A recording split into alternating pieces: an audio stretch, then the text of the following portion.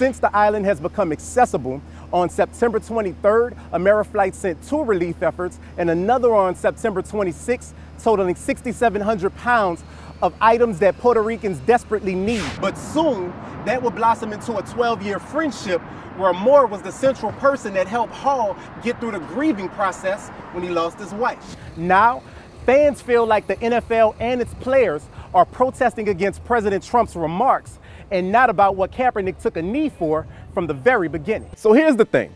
If you're a sports mogul and you use a helicopter to avoid traffic and make it to an event on time, well, most people will think that's a common thing. But when you're in 4th grade and you get dropped off to school in a helicopter, well, that'll get you some cool points. Come on, Prescott, you can do this. Come on. It's a little snake. But the manager who was on duty at the time at Skip's grocery store does not believe what went across the hood of his car was just a random occurrence. He believes it was a ghost. Now, anytime you make a donation at any one of the donation stations in the DFW Metroplex, you're not only going to get a tax write-off and that good feeling on the inside that you're doing something great for someone else. You're actually creating jobs and changing lives. Okay, I know some people might say that's a little bit of a stretch. That's a lie.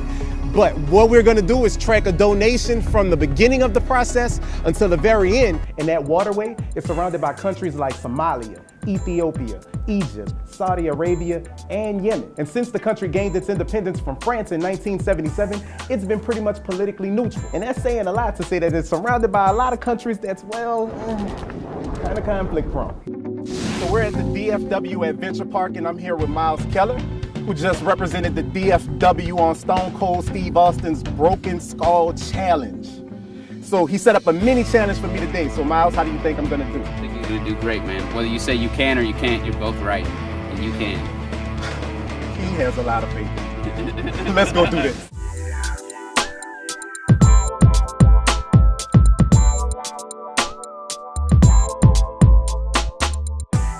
Hello, my name is Larry Andre. I am the Ambassador Designate for the U.S. Embassy in the Republic of Djibouti.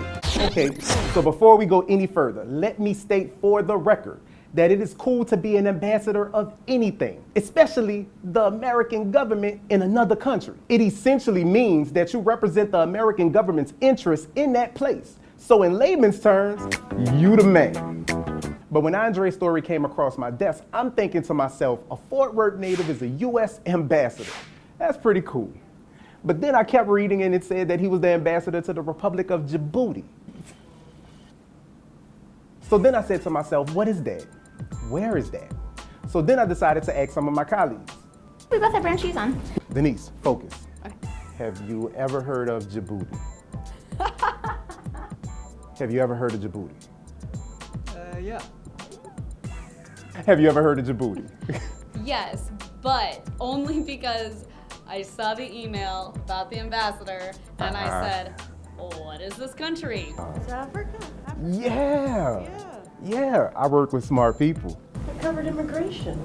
Now you might be thinking to yourself like I did, why is this tiny African country on the Horn of Africa with less than 1 million people important to the United States? Why would the United States government have a U.S. embassy with 50 employees there? Why would the only U.S. military base on the entire continent of Africa be stationed here? And not only that, there's 5,000 servicemen and women living and working in the country.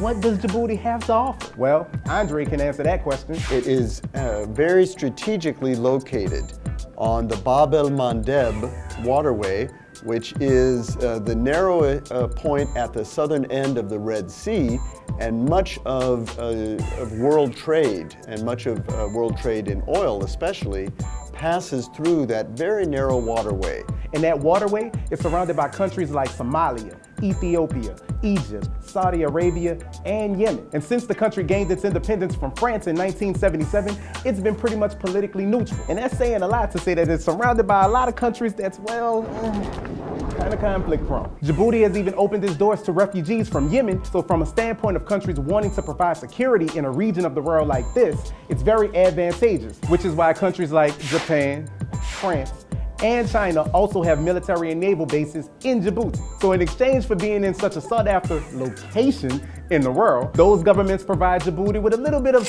financial security. And believe it or not, leaders in Djibouti are taking that same money and investing it in, you guessed it, education, which is a direct effort by the government to curb the unemployment problem, which is about 60 to 80% unemployed, depending on what territory of the country you're in. So in the future, they're hoping that investment will pay off and turn Djibouti into somewhat of the African version of Dubai or Singapore. So who knows, maybe in 10 years or 20 years, or maybe even next month, you'll be booking a trip to the mostly rural and desert country that surprisingly has really nice beaches. That way you can go to Djibouti, stick your toes in the sand, or maybe go swimming alongside a whale shark. No, seriously, swimming with whale sharks. It's kind of a thing there. And that sounds a little odd, but they're huge animals. They eat plankton, so they're not the kind of sharks that chomp on people. And it's, for a small country, it receives a lot of attention.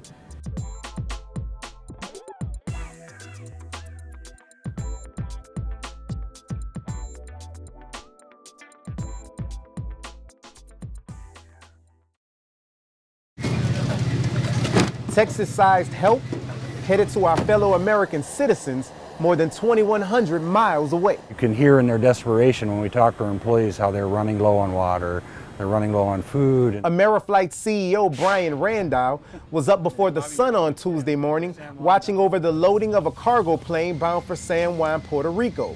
It was filled with supplies for their 37 employees living on the island. They're a valued part of our company, and that we just need to take care of our people. Prior to Hurricane Maria's Category 5 rain and winds ravaging the island, the company would send about 50 flights there each week. They even offered to charter flights and evacuate all of their employees and their families before the storm made landfall. Randall said only 2 pilots took them up on the offer. The others from the island, been through storms before, felt they could weather it out. Weeks later, reports from Puerto Rico's governor's office said that 95% of the island is still without power and less than half of the residents have access to water that's safe to drink. Our base in Barranquín, which is on the opposite side of the island, really all kind of an isolated base, they say it's no better today than it was the day after the storm. Since the island has become accessible, on September 23rd, Ameriflight sent 2 relief efforts and another on September 26th, totaling 6,700 pounds of items that Puerto Ricans desperately need, like food, water, batteries, flashlights, and toiletries. The call yesterday, they stressed that they really could use batteries. They're running out of AAA and D batteries, which they're using for light at night. The company has also set up a GoFundMe account online that's raised more than $15,000 since launching on September 25th. When he arrives in San Juan, Randall plans to give that money directly to his employees. It's a cash-based society right now because ATM machines aren't up and running because there's no electricity. We talked to one of our people that said he can go to Burger King and get dinner, but it's cash only because they can't connect to the internet to swipe a credit card. Obstacles like those in the island's recovery have drawn sharp criticism of President Donald Trump and the American government's response in providing aid to Puerto Rico. President Trump and First Lady Melania Trump will be in Puerto Rico on Tuesday for about 5.5 hours touring the island. But regardless of what the government's next move is going to be, Randall is focused on doing what he can for his employees. We have a unique situation where we own airplanes and they're cargo airplanes, and we can do this.